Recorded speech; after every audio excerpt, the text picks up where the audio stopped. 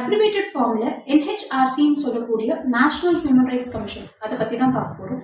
Protection of human rights act 1993 கீழே part 2ல section 3ல இருந்து section 11 வரைக்கும் நேஷனல் ஹியூமன் ரைட்ஸ் கமிஷன் அதை பத்தி தான் டீல் பண்றாங்க. வாங்க எந்த செக்ஷன் கீழே அதை டிஃபைன் பண்ணியிருக்காங்க, எந்த செக்ஷன் கீழே NHRCயை கான்ஸ்டியூட் பண்ணியிருக்காங்க, யாரெல்லாம் சேர்ந்தது இந்த NHRC அப்படின்னு சொல்லி இது ஃபுல்லா டீட்டெயில்டா பார்க்கலாம். Protection of human rights act 1993 கீழே செக்ஷன் 2 சப்செக்ஷன் 1 கிளாஸ் C அது கீழே தான் கமிஷன் அப்படின்ற வார்த்தையை டிஃபைன் பண்ணியிருக்காங்க. இந்த கமிஷன்னா என்ன சொல்ல வராங்க அப்படின்னு பார்த்தீங்கன்னா, commission means national human rights commission which is constituted under section 3 of Protection of Human Rights Act 1993. இதுதாங்க அந்த definition. So section 2 subsection 1 clause C கீழே தான் கமிஷன் என்ற அந்த டேர்ம் டிஃபைன் பண்ணியிருக்காங்க. கமிஷன்னா வேற ஒண்ணுமே கிடையாது, the national human rights commission அதை தான் அவங்க மீன் பண்றாங்க. வாங்க இப்போ அடுத்து செக்ஷன் 3 என்ன சொல்லுது அப்படின்னு பார்க்கலாம். Section 3 constitution of national human rights commission அதை பத்தி தாங்க டீல் பண்ணுது. ஹியூமன் ரைட்ஸ் மேட்டர்ஸ் ரிலேட்டடா இருக்கக்கூடிய அந்த பவர்ஸ் எல்லாம் எக்ஸசைஸ் பண்றதுக்கும் அந்த ஃபங்க்ஷன்ஸ் எல்லாம் பெர்ஃபார்ம் பண்றதுக்கும் தான் சென்ட்ரல் கவர்மெண்ட்டை ஒரு பாடி கான்ஸ்டியூட் பண்ண சொல்றாங்க. செக்ஷன் 3 சப்செக்ஷன் 1 கீழே அது பேரு தான் நேஷனல் ஹியூமன் ரைட்ஸ் கமிஷன். இந்த body that is national human rights கமிஷன்ல யார் யாரெல்லாம் இருக்கணும் அப்படின்னு பாத்தீங்கன்னா, செக்ஷன் 3 சப்செக்ஷன் 2 கிளாஸ் A கீழே சேர்பர்சன் ஒருத்தர் இருக்கணும் அப்படின்னு சொல்லி சொல்றாங்க. இந்த சேர்பர்சன் யாரு அப்படின்னு பாத்தீங்கன்னு சொன்னா, retired chief justice of India, ஓய்வு பெற்ற உச்சநீதிமன்ற தலைமை நீதிபதியை தான் அப்பாயிண்ட் பண்ணுவாங்க. அப்படி இல்லைன்னு சொன்னா ஓய்வு பெற்ற உச்சநீதிமன்ற நீதிபதி ஒருத்தரை அப்பாயிண்ட் பண்ணுவாங்க. அதுக்கப்புறம் பாத்தீங்கன்னு சொன்னா, செக்ஷன் 3 சப்செக்ஷன் 2 கிளாஸ் B கீழே ஒரு மெம்பர் இருக்கணும் அப்படின்னு சொல்லி சொல்றாங்க. அந்த மெம்பர் யாரு அப்படின்னு பாத்தீங்கன்னு சொன்னா, retired judge of a supreme court or sitting judge of a supreme court. அப்போ உச்ச நீதிமன்றத்தினுடைய ஓய்வு பெற்ற நீதிபதி ஒருத்தரை அப்பாயிண்ட் பண்ணலாம். அப்படி இல்லைன்னு சொன்னா பணியில் இருக்கக்கூடிய sitting judge of supreme court இவங்களை ஒரு மெம்பரா அப்பாயிண்ட் பண்ணலாம் அப்படின்னு சொல்லி செக்ஷன் 3 சப்செக்ஷன் 2 கிளாஸ் B கீழே சொல்றாங்க. அடுத்து செக்ஷன் 3 சப்செக்ஷன் 2 கிளாஸ் C கீழே ஒரு மெம்பரை அப்பாயிண்ட் பண்ணலாம் அப்படின்னு சொல்லி சொல்றாங்க. அந்த மெம்பர் யாரு அப்படின்னு பாத்தீங்கன்னு சொன்னா, retired or sitting chief justice of a high court. அப்போ இந்தியாவில் இருக்கக்கூடிய உயர் நீதிமன்றங்கள்ல இருக்கக்கூடிய ஓய்வு பெற்ற தலைமை நீதிபதி இல்லைன்னா பணியில் இருக்கக்கூடிய தலைமை நீதிபதியை தான் ஒரு மெம்பரா அப்பாயிண்ட் பண்ணணும் அப்படின்னு சொல்லி சொல்றாங்க. So either retired chief justice of a high court or sitting chief justice of a high court.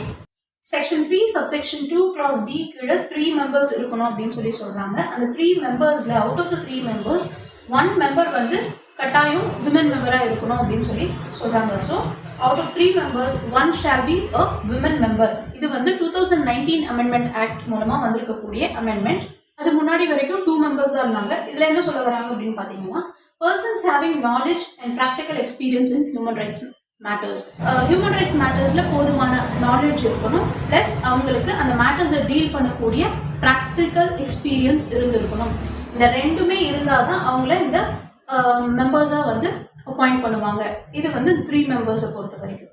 Section 3 subsection 3 கீழே என்ன சொல்றாங்க அப்படின்னு பாத்தீங்கன்னா, national commission for backward classes, national commission for minorities, national commission for protection of child rights, national commission for scheduled castes and national commission for scheduled tribes, national commission for women, chief commissioner for persons with disabilities. இந்த national commissions எல்லாம் இருக்கக்கூடிய அந்த chairpersons they shall be deemed to be the members of national human rights commission அப்படின்னு சொல்லி சொல்றாங்க. இதுல என்ன அப்படின்னு பாத்தீங்கன்னு சொன்னா, 2019 amendment actக்கு முன்னாடி வரைக்கும் National Commission for Minorities, National Commission for Women and National Commission for Scheduled Castes and Scheduled Tribes. இதுல இருக்கக்கூடிய chairpersons தான் they shall be deemed to be the members of National Human Rights Commission அப்படின்னு சொல்லியிருப்பாங்க. இந்த 2019 Amendment Act படி பாத்தீங்கன்னு சொன்னா, இதுல புதுசா backward classes உடைய நேஷனல் கமிஷன்ல இருக்கக்கூடிய chairperson, protection of child rights உடைய நேஷனல் கமிஷன்ல இருக்கக்கூடிய chairperson, chief commissioner of persons with disabilities. இந்த 3 கேட்டகரியும் புதுசா இருக்கு. இந்த சேர்பர்சன்ஸ் எல்லாம் வந்து புதுசா வந்து இன்கார்பரேட் பண்ணிருக்காங்க. எதுல அப்படின்னு பாத்தீங்கன்னா 2019 அமெண்ட்மெண்ட் ஆக்ட் படி. இது செக்ஷன் 3 சப்செக்ஷன் 3. அடுத்து பாத்தீங்கன்னா செக்ரட்டரி ஜெனரல், அவரு வந்து இந்த நேஷனல் ஹியூமன் ரைட்ஸ் கமிஷனுடைய சீஃப் எக்ஸிகியூட்டிவ் ஆஃபீஸரா இருப்பாங்க. அவர் வந்து எந்த செக்ஷன் கீழே சொல்லியிருக்காங்கன்னா செக்ஷன் 3 சப்செக்ஷன் 4 கீழே சொல்லியிருக்காங்க. ஸோ நேஷனல் ஹியூமன் ரைட்ஸ் கமிஷனுக்கு ஒரு செக்ரட்டரி ஜெனரல் இருப்பாரு. அவர் அந்த கமிஷனுடைய சீஃப் எக்ஸிகியூட்டிவ் ஆஃபீஸரா இருப்பாரு. அவர் என்ன பவர்ஸ் எக்ஸசைஸ் பண்ணுவாரு அப்படின்னு பாத்தீங்கன்னா அந்த கமிஷனுடைய administrative powers and financial powers வந்து அவர் எக்ஸசைஸ் பண்ணுவாரு. ஆனா அவரால் ஜுடிஷியல் ஃபங்க்ஷன்ஸ்லயோ இல்ல இந்த ஆக்ட் கீழே செக்ஷன் 40B சொல்லியிருக்கக்கூடிய அந்த ரெகுலேஷன்ஸ் அதை வந்து அது ரிலேட்டடா இருக்கக்கூடிய ஃபங்க்ஷன்ஸை அவரால் பெர்ஃபார்ம் பண்ண முடியாது அப்படின்னு சொல்லியிருக்காங்க. இந்த பவர்ஸை எக்ஸசைஸ் பண்றது கூட வந்து பாத்தீங்கன்னு சொன்னா subject to the control of the chairperson. So national human rights கமிஷனுடைய சேர்பர்சனுடைய கண்ட்ரோல் கீழே தான் இவரும் இருப்பாரு. அதுக்கு உட்பட்டு தான் இவர் அந்த அட்மினிஸ்ட்ரேட்டிவ் பவர்ஸ் இருந்தாலும் சரி, பினான்சியல் பவர்ஸா இருந்தாலும் சரி, சேர்பர்சனுடைய கட்டுப்பாட்டின் கீழ் தான் இவர் வந்து அந்த பவர்ஸையும் வந்து எக்ஸசைஸ் பண்ண முடியும் அப்படின்னு சொல்றாங்க. இது 2019 அமெண்ட்மெண்ட் ஆக்ட்ல இந்த சப்செக்ஷன் 4 வந்து அமெண்ட் பண்ணியிருக்காங்க. இதுக்கு முன்னாடி வந்து அந்த control subject to the control of chairperson இருக்காது. 2019 அமெண்ட்மெண்ட் ஆக்ட் படி பாத்தீங்கன்னு சொன்னா இவரை கண்ட்ரோல் பண்றது யாரு அப்படின்னு சொன்னா சேர்பர்சன் வந்து கண்ட்ரோல் பண்ணுவாரு in exercising the powers, administrative powers and the financial powers. இந்த கமிஷனுடைய அட்மினிஸ்ட்ரேட்டிவ் பவர்ஸ் அண்ட் ஃபினான்ஷியல் பவர்ஸை எக்ஸசைஸ் பண்றது வந்து சேர்பர்சனுடைய கட்டுப்பாட்டின் கீழே தான் வந்து இதை செக்ரட்டரி ஜெனரல் பண்ணணும் அப்படின்னு சொல்லி செக்ஷன் 3 சப்செக்ஷன் 4 கீழே சொல்லியிருக்காங்க.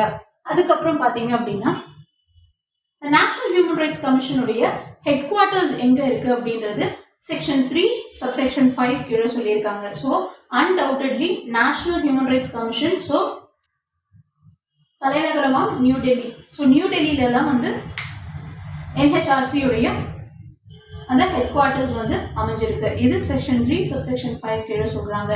இன்னொரு விஷயம் என்ன அப்படின்னு பாத்தீங்கன்னு சொன்னா வேற வேற இடத்துல எல்லாம் வந்து NHRC அவங்களுடைய ஆபீசஸ் எஸ்டாப்ளிஷ் பண்ணணும் அப்படின்னு சொன்னா இந்த கமிஷன் வந்து சென்ட்ரல் கவர்மெண்ட் உடைய ப்ரீவியஸ் அப்ரூவலை வாங்கணும். ஸோ அவங்களுடைய முன் அனுமதியை வாங்கி வேற அதர் பிளேசஸ் இந்தியாவில் அதர் பிளேசஸ்ல வந்து அவங்களுடைய ஆஃபீஸஸை எஸ்டாப்ளிஷ் பண்ணிக்கலாம்னு சொல்லி அதே செக்ஷன் 3 சப்செக்ஷன் 5 கீழே சொல்லியிருப்பாங்க. இது வந்து constitution of national human rights commission. So national human rights கமிஷனை செக்ஷன் 3 சப்செக்ஷன் 1 கீழே சென்ட்ரல் கவர்மெண்ட் வந்து கான்ஸ்டிடியூட் பண்ணணும். செக்ஷன் 3 சப்செக்ஷன் 2ல வந்து யாரெல்லாம் வந்து சேர்ந்தா ஒரு national human rights commission constitute ஆகும் அப்படின்றத நம்ம டீல் பண்ணியிருக்கோம். அதுக்கப்புறம் அதுக்குன்னு வந்து ஒரு செக்ரட்டரி ஜெனரல் இருப்பாங்க அப்படின்றத பார்த்துருக்கோம். அண்ட் ஃபைனலி வந்து அதோடைய ஹெட் குவார்டர்ஸ் எங்க இருக்கு அப்படின்றது நியூ டெல்லியில இருக்குன்னு சொல்லி செக்ஷன் 3 சப்செக்ஷன் 5 கீழே சொல்லியிருக்கோம். இதுதான் வந்து இந்த நேஷனல் ஹியூமன் ரைட்ஸ் கமிஷனுடைய அமைப்பு. இப்படிதான் அமைச்சிருக்காங்க. இது செக்ஷன் 3 கீழே சொல்லியிருக்கக்கூடியது. இப்போ அடுத்து செக்ஷன் 4ல என்ன சொல்லியிருக்காங்க அப்படின்னு பாத்தீங்கன்னு சொன்னா appointment of chairpersons and members of the commission. So இந்த நேஷனல் ஹியூமன் ரைட்ஸ் கமிஷனை வந்து இருக்கக்கூடிய அந்த சேர்பர்சன் அந்த மெம்பர்ஸ் எல்லாம் யாரை அப்பாயிண்ட் பண்ணுவாங்க அப்படின்றத செக்ஷன் 4 வந்து சொல்றாங்க. கமிட்டின்னு ஒன்று இருக்கோங்க.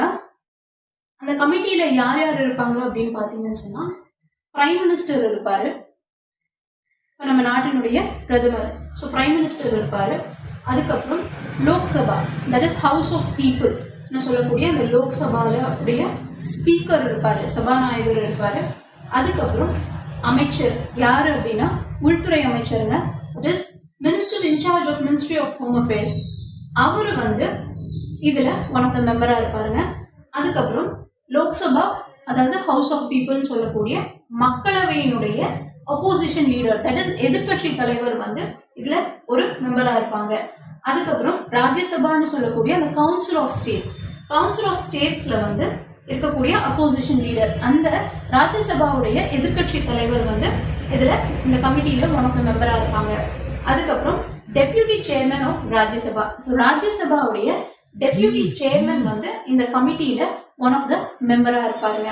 ஸோ இவங்கெல்லாம் சேர்ந்தது தான் இந்த கமிட்டி. இப்போ இந்த கமிட்டி என்ன பண்ணுவாங்க, நேஷனல் ஹியூமன் ரைட்ஸ் கமிஷனுடைய சேர்பர்சன் அண்ட் மெம்பர்ஸா யாரை அப்பாயிண்ட் பண்ணணும் அப்படின்னு சொல்லி செக்ஷன் 4 சப்செக்ஷன் 1 கீழே இந்த அப்பாயின்மெண்ட் நடக்கும். which will be done by the president of India. அவர் தான் அப்பாயிண்ட் பண்ணுவாரு based on the recommendations which are given by this committee comprising of these members.